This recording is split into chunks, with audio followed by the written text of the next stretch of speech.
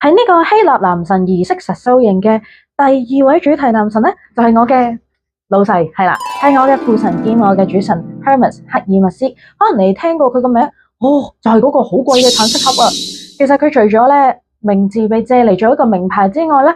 佢亦都係希臘嘅信使神，同時佢掌管好多好多嘅事情，同我哋人類嘅生命係息息相關。例如佢係商業之神啦，佢係溝通啦、言語啦、旅行嘅守護神啦，亦都係占卜嘅守護神啦，亦都係邊界嘅守護者，負責將亡魂送去冥界。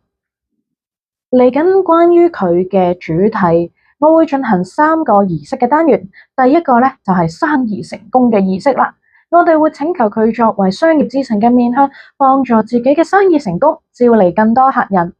第二個儀式咧就係呢個博益幸運儀式啦。不過咧大家記住啦，小賭怡情，大賭係唔會變李嘉誠嘅，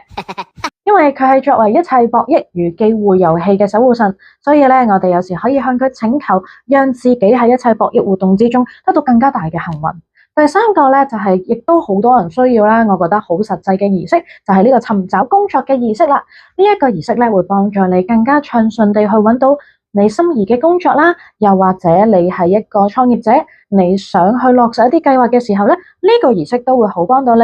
所以大家咧快啲去下邊嘅 info box 嗰度報名啦，期待喺呢個12至1月見到你哋，拜拜。